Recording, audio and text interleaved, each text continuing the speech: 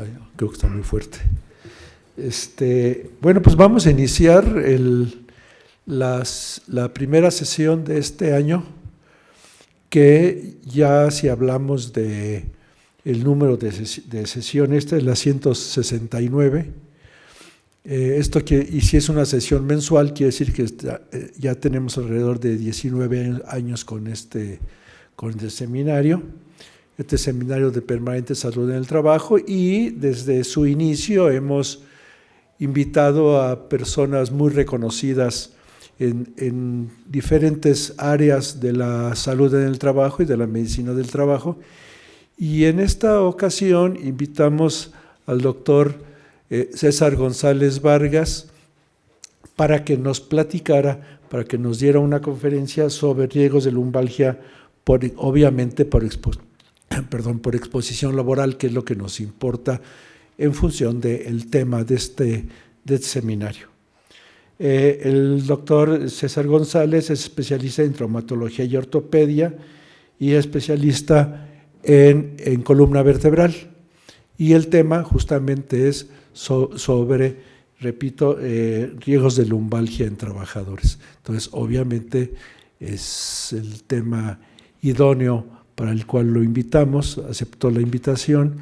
Y bueno, vamos a darle la palabra. Y como siempre hemos hecho, al finalizar abrimos un espacio para preguntas y comentarios, pero si quieres que la gente participe durante la presentación, no, tú lo decides, pero si no es así, entonces al final dejamos unos 10-15 minutos abiertos para preguntas y comentarios por parte de ustedes. Ok, César, muchas gracias. Adelante. No, bueno, muchas gracias por la invitación. Bueno, yo me dedico a la cirugía de columna, estoy adscrito a un servicio de cirugía desde hace 12 años y el tema en realidad me surgió cuando me solicitaron dar la plática por como un apoyo a una tesis doctoral de una ingeniera. Me da gusto que el auditorio sea multidisciplinario, que hay médicos, hay ingenieros y hay bueno, diferentes profesionistas y podemos hablar, o me gustaría hablarles un poco más de la lumbalgia. El primer problema que tuvimos al hacer a la asesoría de la tesis fue el término de lumbalgia. Todos asumimos cuando decimos lumbalgia que es un dolor referido a la espalda, a la espalda baja, y que su origen tiene que el dolor a la columna vertebral. Pero en realidad solamente es una región anatómica que está delimitada por arriba por las costillas y por abajo por el pliegue glúteo. Dentro de este espacio, de esta zona de la columna vertebral, bueno, encontramos que hay riñones, hay ureteros, están obviamente los músculos paraespinales, la columna vertebral, hay grandes vasos, hay vísceras huecas, hay vísceras macizas, y todas estas nos pueden dar un dolor referido a la región lumbar. Y otro de los problemas que tenemos es que casi siempre asociamos el dolor lumbar al trabajo o a la carga o a algún mal movimiento, y eso tampoco es cierto. Encontramos que puede ser una infección, puede ser un tumor, puede ser dolor por una inflamación de un vaso o una simple colitis. Y muchos pacientes nos son referidos con una sintomología de dolor lumbar. Me gustaría enfatizar un poco más. El título, en realidad, si lo ven de esa manera, pues abarca muchísimas cosas y no me está diciendo absolutamente nada. Entonces, vamos a hablar del dolor lumbar de origen en la columna vertebral. Es importante saber el impacto que tiene la lumbalgia o el dolor lumbar. Voy a mencionar la lumbalgia porque así lo usamos en la jerga médica, pero ya lo definimos. Me voy a referir solamente del dolor lumbar, que es a expensas de este segmento lumbar. Nos damos cuenta que el dolor lumbar es casi tan frecuente como la gripe. Todos vamos a sufrir de un dolor lumbar en alguna época de nuestras vidas. Y en trabajadores, 3 de cada 4 trabajadores van a requerir de salir del trabajo para estar incapacitados por esto. Corresponde a 1/3 de las incapacidades totales que da cuando menos el Seguro Social. El 33% son derivadas por un dolor de lumbar. Y lo que se invierte en incapacidad representa el 40%. El 10% de los trabajadores que sufren de un dolor crónico de la espalda jamás se van a poder reincorporar a sus actividades nuevamente, o no a la misma que hacen, o se van a tener que cambiar de trabajo. Los costos directos, el dato más cercano que encontré fue del 2007, corresponde de 5.8 miles de millones de pesos mexicanos. Entonces el impacto es grandísimo, ¿no? Si nosotros hacemos la reflexión entre lo que se vuelan los partidos políticos y lo que nos gastamos en incapacidades por lumbalgia, pues entonces vamos a ver que estamos en la olla. Y no solamente es un problema circunscrito a México, es un problema de nivel mundial. Hay asociaciones muy importantes que hacen análisis estadísticos muy grandes, como el Quebec Task Force, que hacen un análisis nada más de lo que es la lumbalgia y se reúnen ellos de todos los países del mundo y ven cuál es y cómo se debe manejar la lumbalgia. Voy a hablar de anatomía, yo sé que a lo mejor no les gusta, pero es singular la columna vertebral, y como no todos son médicos, pues yo creo que les podría servir de repaso. Bueno, la columna vertebral está constituida por 7 vértebras cervicales, 12 vértebras torácicas, 5 vértebras lumbares y fusionadas las del sacro 5, y podemos tener 3 o 4, que esto puede variar un poquito. También el número de cuerpos vertebrales también puede variar de una persona a otra y caer dentro de la normalidad. Hay personas que tienen una 6ª vértebra lumbar. Es importante también recalcar que tenemos 3 sitios, la vamos a dividir en cervicales, torácicas y lumbares. La de mayor carga son las lumbares. Las torácicas se salvan, aunque tienen una carga grande por la cabeza, están reforzadas por las parrillas costales, y las del sacro pues funcionan en un solo macizo. Entonces tenemos un punto débil de mucha carga y un fulcro donde cambia la densidad. Eso los ingenieros nos podrán explicar, es un punto de fatiga. Fácilmente podemos lesionar estos segmentos entre la transición de L5 y S1. Pero aquí hay un pequeño paréntesis. En esta zona que está circunscrita por la pelvis y las crestas ilíacas, la última vértebra lumbar está protegida por grandes ligamentos. Entonces, la que se nos va a lesionar más fácilmente es L4 y L5, porque es la que está expuesta a mayor flexibilidad y a un cambio de transición en la elasticidad de los cuerpos, que esto nos daría un punto mayor de fatiga. Eso por un lado. Ahora vamos dije que esta plática iba a ser referida a la región lumbar, y estas son las que van a sufrir a la hora del trabajo.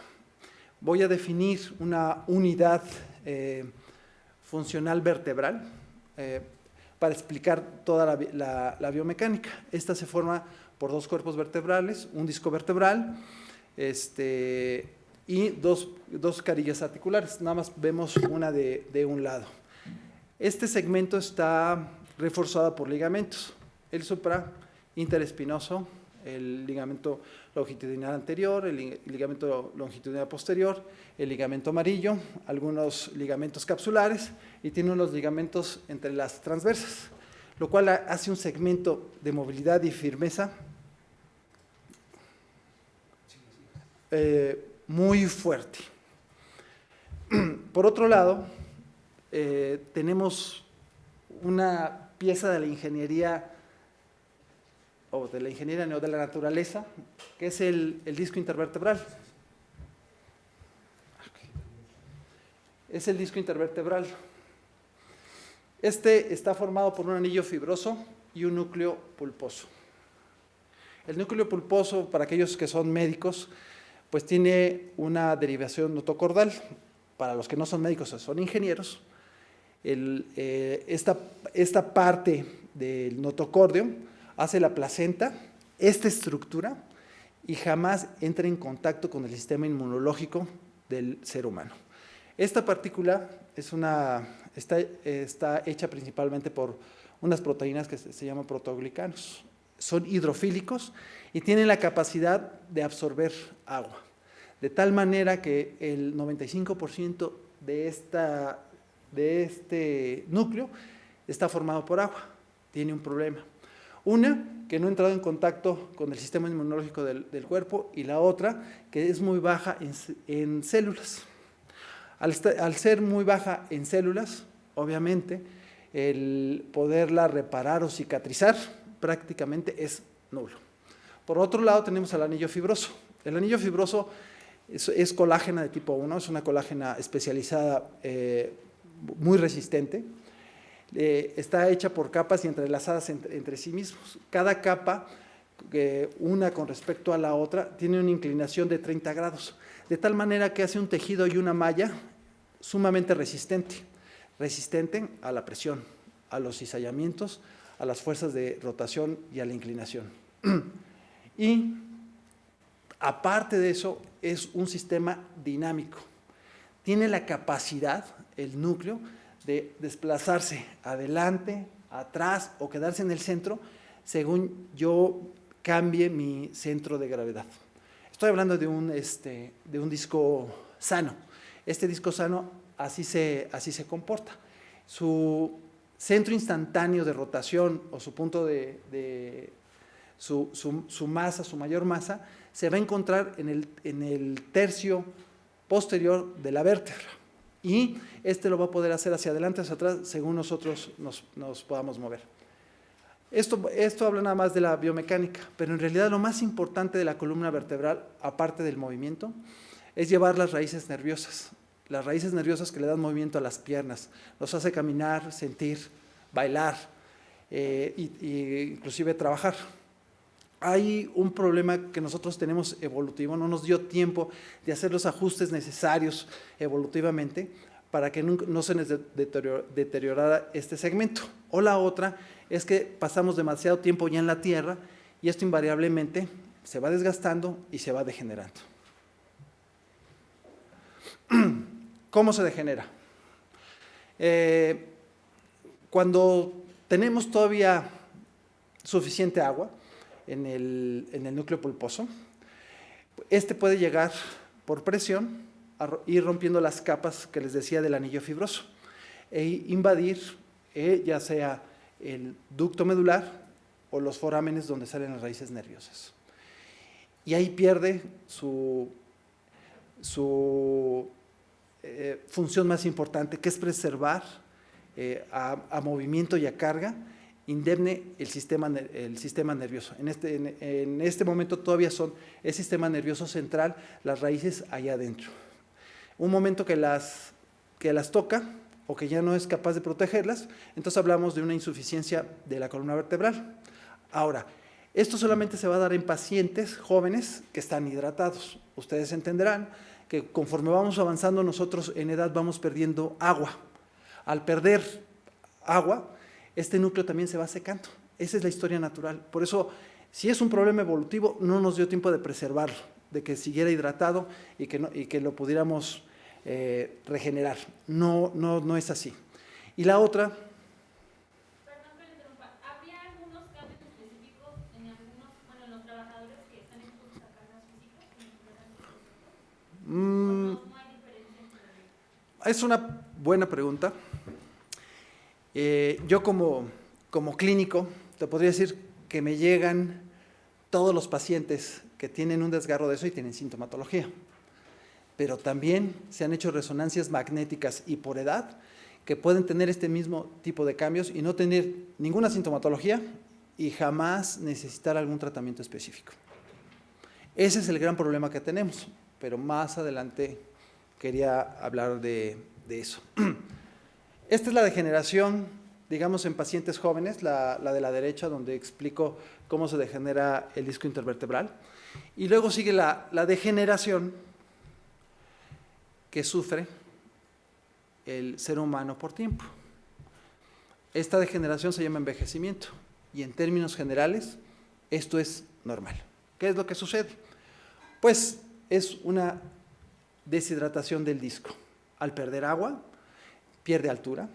Al perder altura, la fricción es mayor, ya no hay una distribución y el cuerpo tiene una compensación para disminuir los puntos de fricción en una superficie.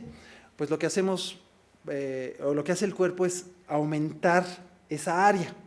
Al aumentar el área, teniendo más área, tenemos menos punto de fricción y hace unos osteofitos.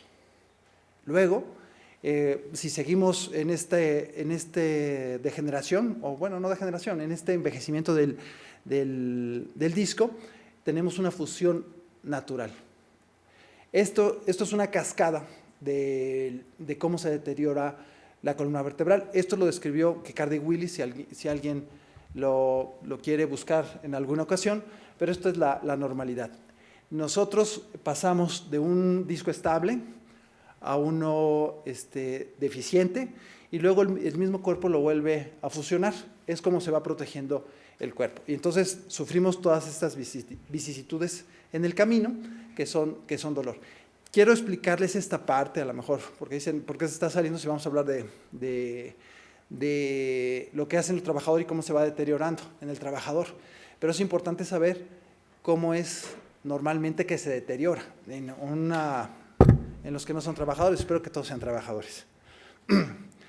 Un mecanismo de lesión que quería recalcar es el peso y la gravedad.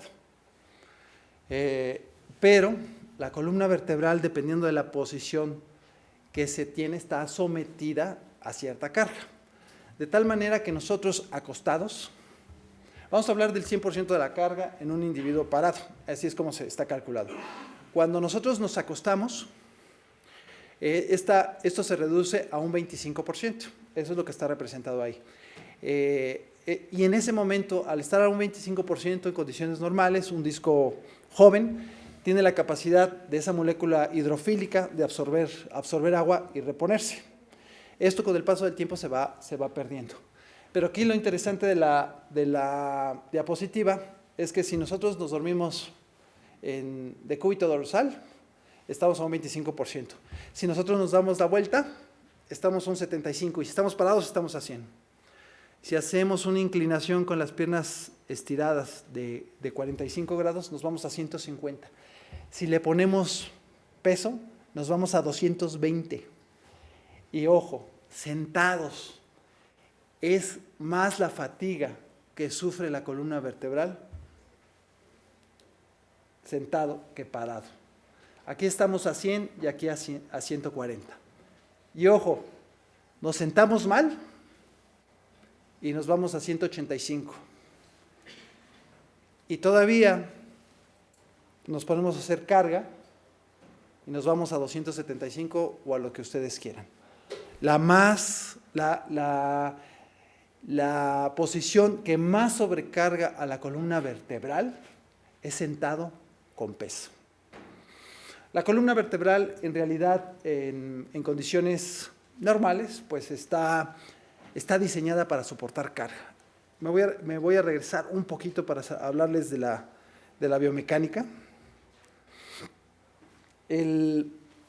La columna vertebral, en donde están los cuerpos vertebrales, en esta torre, se opone a las fuerzas de carga. En la parte posterior, que está hecha de ligamentos y los huesos son planos, estas hacen distracción y así es como la columna vertebral neutraliza y cae en equilibrio. ¿Ok? Bueno, esto requiere de articulaciones, se las dije a lo mejor muy rápido, las articulaciones, las pares articulares, para poder hacer ese intercambio de fuerzas. Es como, podríamos decir que es una tijera, en una parte, en la de adelante, se opone a las de carga y en las posteriores a las de distracción, pero en conjunto aumentan el soporte de carga. Otra de las características importantes que tiene la columna vertebral son las curvaturas. Estas curvaturas están dadas por los músculos, lo que llamamos lordosis cervical, lordosis lumbar y cifosis torácica, está dada por los músculos. Esto le permite, por cada curva, aumentar su posibilidad de carga 7 veces, porque es capaz de transferir la carga a los músculos, como los postes de luz o las velas de los mástiles, ¿no? Aquí los ingenieros podrían explicar eso mejor físicamente. Eso es como entramos nosotros en equilibrio. Cuando nosotros tenemos una carga, cuando no estamos sin carga, tenemos un núcleo bien hidratado, en su punto de rotación centrado, ¿sí? Y distribuye perfectamente bien las cargas. Y nosotros, bajo carga, unos 20 kilogramos, que es más o menos lo que es lo estándar que nosotros podemos cargar, este núcleo es capaz de transferir la carga al anillo fibroso y a la parte más dura de la vértebra. La vértebra, entre vértebra y vértebra, hay una placa mucho más densa de hueso, la placa terminal, donde se disipa esta carga, de tal manera que no se entierra este segmento, el núcleo pulposo hacia las vértebras, no se mete, y es capaz de distribuir a todo largo y uniformemente la carga. Por eso se comporta como un líquido. ¿Ok? Cuando nosotros sobrepasamos esta carga, entonces se empiezan a lesionar esta colágena que forma el anillo fibroso y empieza a migrar el núcleo pulposo hacia la parte externa. No siempre se va hacia donde están las estructuras neurales, también se puede herniar hacia la parte delantera. Pero esto es como se degenera el disco intervertebral. Ahora, esto quiero recalcarles que es básicamente en pacientes jóvenes.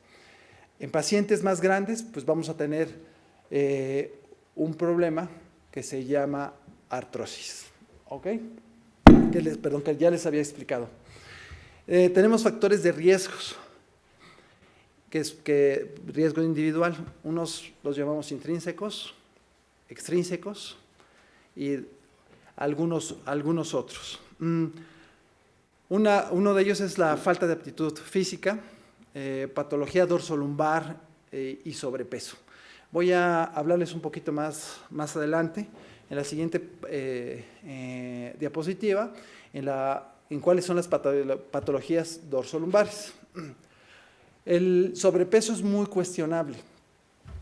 En México, que tenemos tanto sobrepeso, vemos a los trabajadores que suben y bajan botes de cemento, costales, y muchos de ellos son personas obesas. Esto me implicaría más hacia la aptitud física. Comentando en el examen, les decía que tengo más pacientes que hacen vida sedentaria con problemas lumbares y que requieren de cirugía que aquellos pacientes que se dedican a la carga. ¿Por qué? Porque ellos van mejorando su técnica, van aumentando su masa muscular y eso hace más eficiente la repartición de carga. Y de alguna manera se van acomodando para hacer esa tarea en específico. Los factores extrínsecos, bueno, pues ya sería por el mal uso de herramientas, de calzado, no conocer bien las técnicas de carga o de movimiento dentro de la empresa, o de la fábrica donde estén. Y estos son problemas más de educación. Usar zapatos que no se derrapen, entrar con casco en situaciones bien iluminadas, mantener limpia el área de trabajo. Estos factores, al no tenerlos en cuenta, aumentan los riesgos individuales para tener un dolor o sufrir un dolor lumbar de origen en la columna. Más adelante voy a hablar de la edad del sexo. A lo mejor me critican un poco por eso, por discriminación, pero valdría la pena. La actividad deportiva, en términos generales, nos ayuda o nos evita a tener lesiones lumbares. Todos los pacientes que hacen deporte pues tendrán menos posibilidades de tener un problema de columna, siempre y cuando tengan el descanso apropiado, el músculo se pueda recuperar. Si un trabajador llega con el músculo agotado después de hacer una actividad física, pues entonces aumenta su posibilidad de riesgo. El consumo de cigarro, eso me llamó mucho la atención, a lo mejor hace como 15 años, cuando empezábamos a evaluar qué era lo que sucedía, y me encontré que está como entre la cuarta y quinta causa el tabaquismo, que va asociado al dolor lumbar. Y esto es porque el tabaco disminuye la presión parcial de oxígeno, y esta disminución parcial del oxígeno aumenta el desgaste o la artrosis o el deterioro del disco intervertebral. Más aparte, todas las toxinas disminuyen la posibilidad de este disco mantenerlo sano. Disminuye sus presiones osmóticas de oxígeno, el disco se nutre por un mecanismo que se llama imbibición, que es por un diferencial de gradientes de presión, donde entran lo que necesitan las células, las pocas células que hay, cuando menos en el núcleo pulposo, para poder realizar bien su metabolismo. Y nosotros con el tabaco impedimos este proceso. O sea, les rompemos la homeostasis muy fácilmente cuando tomamos tabaco. Esto también lo podemos ver en los pacientes que están expuestos a solventes, que no es el tema, pero también nos van a presentar este tipo de deterioro en los discos. Bueno, tales muy especiales como el embarazo y algunas actividades en casa nos pueden producir, como muchas otras causas, ¿no? Que podríamos mencionar. Había dicho que hay algunas malformaciones o no malformaciones, no quiero usar esa palabra. Hay algunas anormalidades tampoco. Vamos a usar una desviación estándar de la normalidad, porque esto se presenta normalmente en la población. Más o menos, si yo les sacara placas de rayos X a ustedes, el 8% de ustedes tendría algún problema radiográfico de estos. No nos damos cuenta porque no se sacan placas de rayos X. Pero yo que saco tantas placas de rayos X, pues sí me doy cuenta de estos. Lo que aumenta la posibilidad de tener una lumbalgia y perder mecánicamente la posibilidad de carga de la columna son las espinas bífidas. De entrada, pues no tenemos esos huesos planos que son capaces de pasar los vectores de carga en una sola línea. Hay una interrupción y esos son puntos débiles. El otro son las escoliosis. El 8% de la población que está presente aquí va a tener una escoliosis cuando menos de 15 grados. Y eso no me reporta ninguna patología. Así somos normalmente. Es más difícil encontrarle en la naturaleza simetría que asimetría. Y si no, mídense un pie, las orejas o la distancia de los ojos. Y entonces vamos a ver que la discrepancia del tamaño de una pierna hasta 1 centímetro en una persona de unos 70, en un segmento tan largo, es perfectamente normal. Y levante la mano aquí, ¿cuántos de ustedes se mide el zapato derecho y el izquierdo y tiene el pie del mismo tamaño. Y es en un espacio pues, de 30 centímetros, los que son patones, y que tiene una discrepancia de 5 milímetros. Imagínense en un segmento del tamaño de una pierna. 1 centímetro es absolutamente nada. Estamos preparados fisiológicamente para poder compensar estas pequeñas desviaciones. Tenemos otras anomalías que se llaman megapófisis transversas. Estas son las transversas, todas las vértebras los tienen, se los mencioné a lo mejor muy rápido cuando les describí un poco la anatomía, pero es importante que lo tomen en cuenta, ¿sí? Porque estas pequeñas salientes de la vértebra, que se llaman megapófisis transversas, pues están muy cercanas de las crestas ilíacas. Entonces, si nosotros aumentamos la lordosis o hacemos la rectificación de la columna vertebral, seguramente chocaremos con las crestas ilíacas. Bueno, pues tenemos anomalías en estas, ¿ok? Aquí no sé si llegan a distinguir que la apófisis transversa es de un mayor tamaño y está sacralizada. De este lado está fusionada con el sacro, ¿ok? Esta es la que más problemas da porque provoca una asimetría. Esta está totalmente fusionada con el sacro y esta está fusionada con el sacro y con el ilíaco. ¿Qué es lo que sucede cuando se hacen estas fusiones? Pues que a alguien, en nuestra evolución, o Dios, o con lo que ustedes quieran, nos puso un segmento móvil entre L5 y S1 que permite un poco de movimiento y la protegió con ligamentos. Y entonces, al estar fusionada, no tiene ninguna repartición de carga. Y toda la carga se va entre L4 y L5, y esto hace que se degenere más rápido este segmento. ¿Ok? Y luego tenemos las espondilolistesis.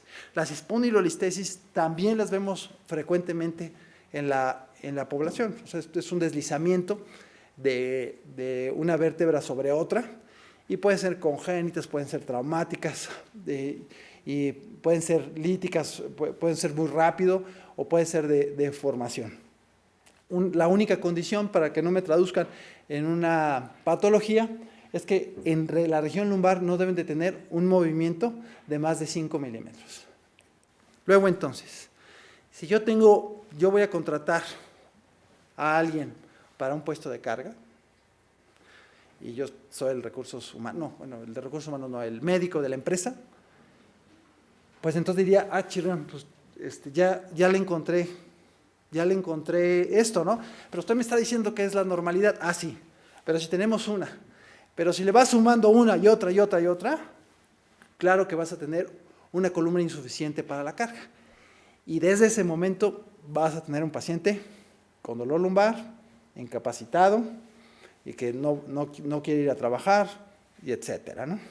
Y yo incapacitado en el IMSS. Vamos a hablar de cómo se comportan estas enfermedades. Los síndromes dolorosos lumbares, dependiendo de la columna, solamente de la columna vertebral. Y vamos a ver que tampoco es tan sencillo, pero voy a tratar de esclarecerlo un poco. El término ciática, las abuelitas pues lo saben muy bien, que es un dolor que nace en la nalga, se va a la parte posterior de la pierna, a la pantorrilla, y duele cuando dan el paso, ¿no? Y dicen, ya me dio la ciática.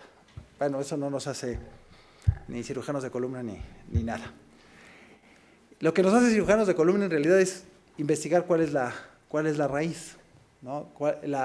El tronco del ciático está formado por L4, L5 y S1. Cada uno de ellos tiene su inervación específica que van al pie, y depende del tamaño de la hernia nos va a dar la irritación. Las ciáticas son producidas básicamente por hernias de disco.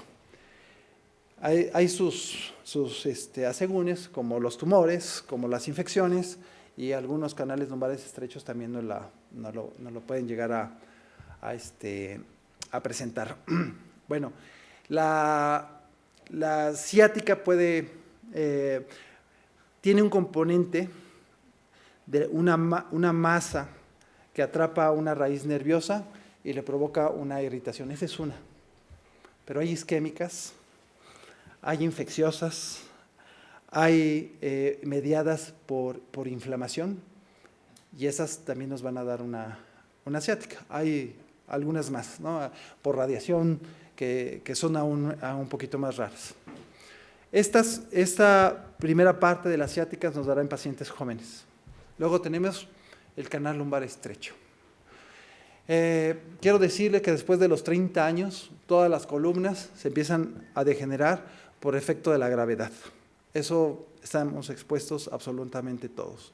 Unos más y otros menos, dependiendo de los hábitos que tengamos, del sobrepeso y el ejercicio que hagamos, pero todos vamos a tener una degeneración. Y todos acabamos en una patología que se llama canal lumbar estrecho. El canal lumbar estrecho es una disminución de la reserva espinal. ¿Se acuerdan donde salen las raíces nerviosas que les dije, esta es la reserva espinal? Y les dije también que la artrosis, el cuerpo humano aumenta la superficie de carga para disminuir la fricción. Bueno, el problema es que cuando hace esto la columna vertebral, va atrapando las raíces nerviosas. Se consideraría que los pacientes por ahí de 85 años de edad, todos tendrán canal lumbar estrecho. Es una patología que da en las personas adultas. Ustedes las verán que se encorvan para poder caminar, porque al hacerme yo hacia adelante, abro los forámenes y me aumenta la capacidad posterior donde salen las raíces nerviosas, y estas no son atrapadas.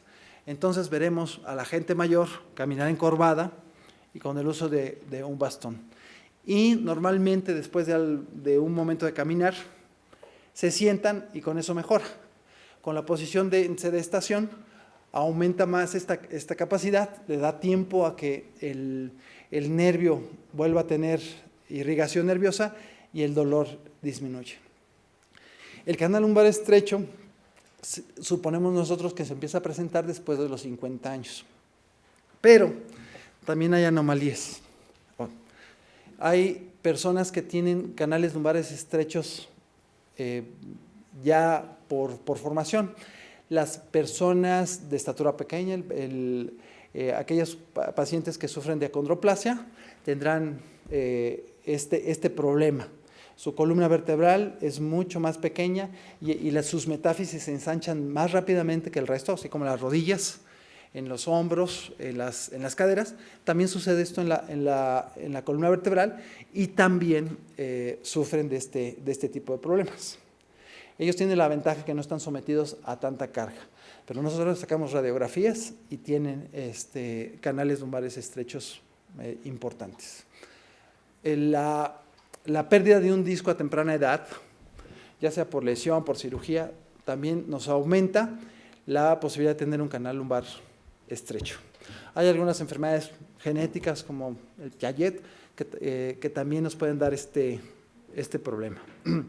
Ahora, tenemos dos síndromes que en realidad son mis únicas urgencias de columna, que es el síndrome de cauda-equina, el síndrome de cono medular.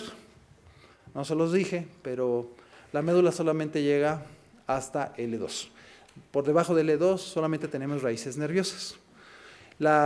Cuando tenemos una invasión y nos tomas las raíces solamente nerviosas, hablamos de un síndrome de cauda-equina. Este síndrome de cauda-equina se caracteriza por problemas en los esfínteres, retención urinaria, retención fecal y un adormecimiento en silla de montar.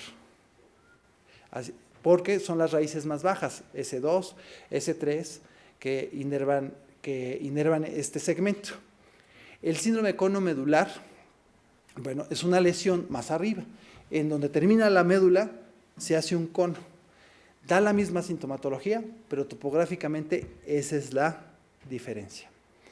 Luego tenemos los síndromes de dolor complejo, que son una verdadera pesadilla, que las podemos echar en fibromialgia, en distrofia simpático-refleja, también entran las desnervaciones por polineuropatías diabéticas, y que llegan también con dolor, porque solamente nos refleja una inflamación de las raíces nerviosas, y esto pues se cuece aparte. Pero los trabajadores también son diabéticos, también son ansiosos y también sufren de este tipo de dolores. Esto no quiere decir que no lo sufran, simplemente que es un cohete tratarlos, y yo como cirujano pues no me gustaría que me tocaran así. Y finalmente tenemos las lumbalgias mecánicas, que espero solamente nos los den los trabajadores, pero yo no sé cómo hacer esa diferenciación, donde hay una sobrecarga del músculo, o el músculo está frío, está fatigado, lo sometemos a carga, es aquel que le empieza a doler, deja la carga y se va chueco hasta su casa, ¿no? Esos se quitan con analgésicos y regresan cuando mucho a los 3 días a trabajar. Los riesgos laborales. Pues yo me imagino que ustedes se dedican más a la medicina del trabajo que yo, pero las características de la carga son muy importantes. Un objeto que tenga dimensiones mayores de 50 centímetros, su centro de gravedad es mucho más difícil acercármelo, ¿no? A tener un volumen mayor me hace más incómodo, me hace más difícil hacer la sujeción y hacer una adecuada carga de este. La otra son los esfuerzos innecesarios. Esto sucede mucho en los gimnasios, cuando 2 muchachos se empiezan a picarse entre ellos para ver quién levanta más peso, ¿no? Y seguramente paran hasta que uno de los 2 se lastima. Pero también los vemos en aquellos que cargan garrafones de agua y que se echan 6 arriba y suben y bajan, y no tiene ningún tipo de sentido hacer ese tipo de cosas más que acabar más rápido, o no sé si les paguen por comisión. Pero esas cargas innecesarias con un músculo que no está preparado para hacerlas, nos va a provocar un dolor lumbar. Características del medio de trabajo. Aquellos lugares con poca iluminación, sucios, pequeños, donde sea muy forzado el movimiento, los desplazamientos, el hacer los correctos giros, el no ver un escalón a la hora de bajar y nosotros llevamos algún tipo de carga o sin carga, nos puede provocar una lesión en la región lumbar. Las exigencias de la actividad. Si ustedes son médicos, seguramente alguno, no sé, hizo cuando menos el internado, y donde se pasan horas maratónicas viendo pacientes, poniendo yesos. Sabrán ustedes que a las 4 de la mañana o a las 2 de la tarde del día siguiente, pues no sabemos ni quiénes somos, ni cómo es que estamos tratando a los pacientes. Obviamente esto aumenta la posibilidad de tener un accidente, no solamente en la región lumbar, sino también en cualquier parte. Las posturas inadecuadas. La postura inadecuada en realidad es un problema de formación. El no pararnos derecho, el no tener o no sentarnos adecuadamente también nos puede provocar un dolor lumbar. La otra es que nosotros tengamos un esfuerzo de carga y no tomemos las pausas necesarias para recuperar ese músculo. Esa también nos produce dolor. Y bueno, las tareas repetitivas, ¿no? También van fatigando al músculo. Hay autores que dicen que ciclos de 30 sin descanso, en fin, etcétera, ¿no? Pero son movimientos repetitivos. Y vamos a hablar un poquito de la física y cómo se comportan las palancas para la carga. Como sabemos nosotros, la carga en una persona no preparada no debe de ser mayor de 20 kilogramos. Cuando nosotros tenemos una carga lo más pegado al cuerpo, hacia la parte de adelante, bien sujeta, nosotros parados a la altura de los codos, nosotros le estamos metiendo una carga de 36 kilogramos a nuestro segmento, en este caso torácico. y lumbar.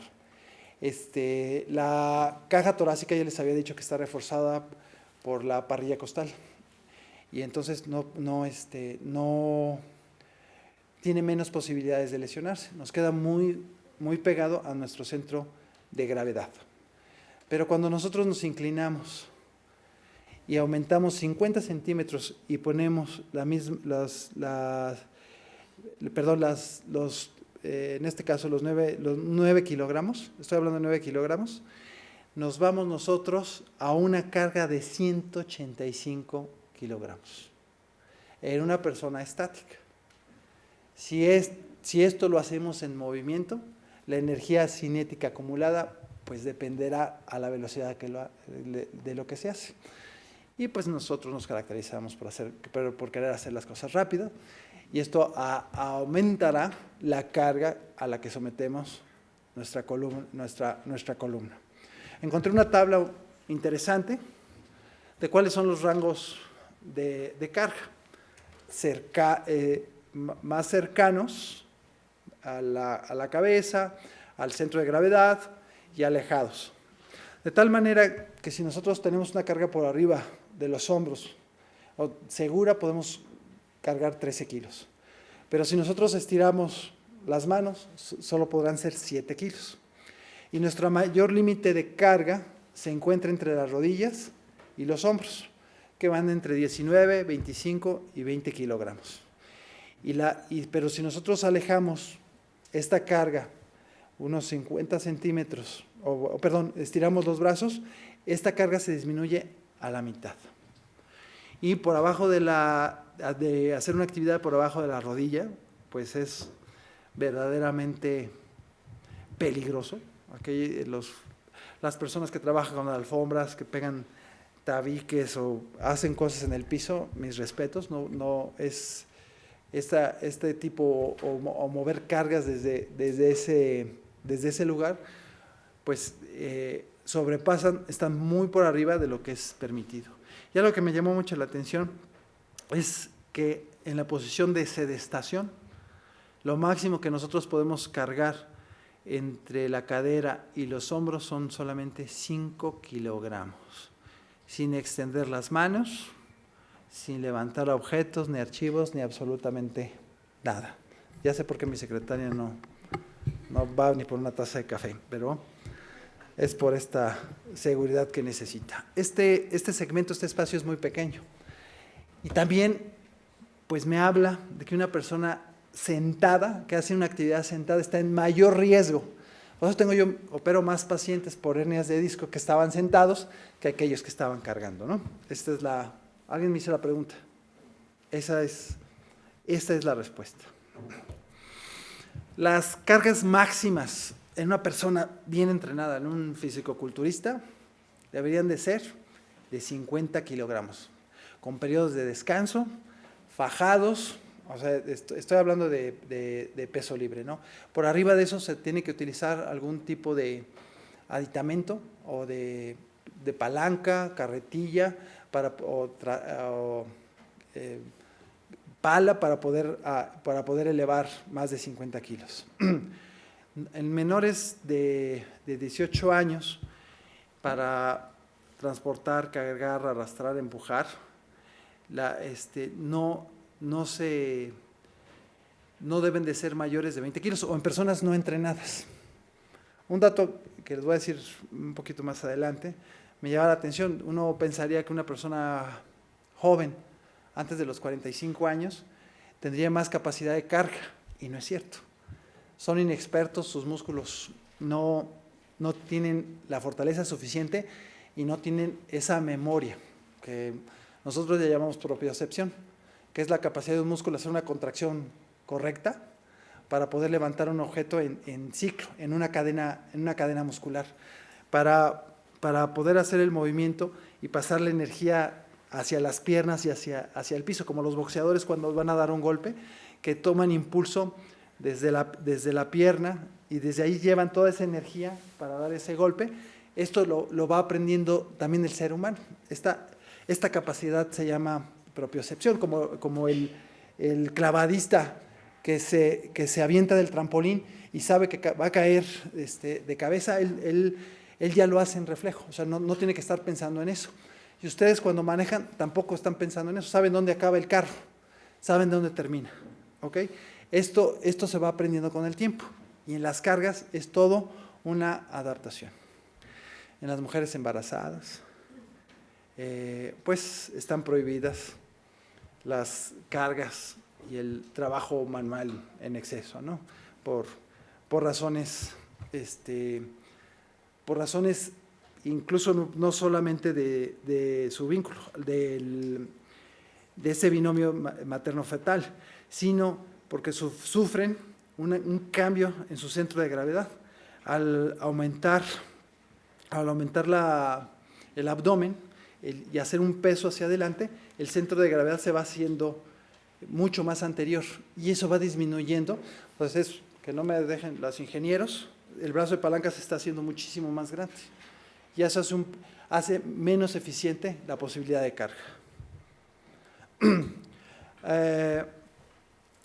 La localización de la carga, nosotros al estirar los brazos y inclinar la espalda, pues son las peores posiciones que podemos hacer. Les decía yo que esa propiocepción que tiene el boxeador, por ejemplo, para dar un golpe, también lo tiene la persona que hace los trabajos de carga. Sabe que tiene que flexionar la rodilla, sabe que tiene que tener la carga lo más pegado al cuerpo para que sea más eficiente, para que le cueste menos trabajo. Como el aprender a pasar la carga a los brazos, a la cabeza, al tronco, a las piernas, disminuye el estrés. Si nosotros estiramos, esto aumenta el estrés en las articulaciones y en los brazos de palanca. Aquellas cargas que tienen la capacidad de cambiar su centro de gravedad, como los líquidos, esos es mucho más difícil, ponen más riesgo el que sufra una lesión.